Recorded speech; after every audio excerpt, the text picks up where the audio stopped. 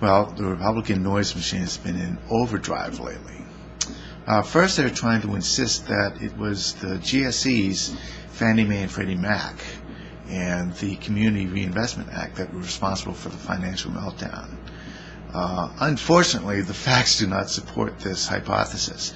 The facts are that even at face value, the worst that could be claimed is that they contributed perhaps 10% to the crisis. 10%.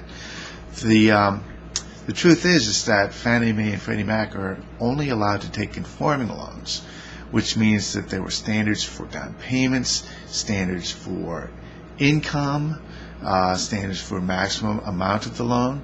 There are a lot of different regulations that were in effect that were not being violated. Fannie Mae and Freddie Mac are only allowed to take conforming loans. Now, the minimum that the down payment ever dropped to, I believe, was 3%. Okay, compare that with the 0%, no money down, no income, no job, no asset loans. They're flying around in the private sector. It's very clear where most of the high risk lending was going on. It was not going on with banks that were doing business with Fannie Mae and Freddie Mac. Okay, so that is just a Republican myth. It's scapegoating. And it's done because Republicans just do not want to admit that the market, devoid of regulation, drives itself into the ground. Okay, that's exactly what happened. We hit a catastrophe curve. The inflationary bubble just hit a max, and it just wasn't going to inflate anymore, and it burst. It's as simple as that. It's because of deregulation. It wasn't because of government intervention. Sorry to say, but that's what the facts say. The next thing that the Republican noise machine is complaining about is this organization called Acorn, and they've been conducting all kinds of raids. Well, we know for a fact that the Bush administration has been highly politicizing the Judicial Department. We know this for a fact. These raids that have been going on have been Republican grandstanding, trying to make a big case out of nothing. Okay, Acorn has to deal with fraudulent registration forms all the time. If they pay people, some people will cheat. Some people will be fraudulent. They can't help that. They are an organization for collecting these registrations, and what they do is they try to organize them. They try to sort them into those that they have verified, those that they have not been able to verify, and those which they believe are fraudulent.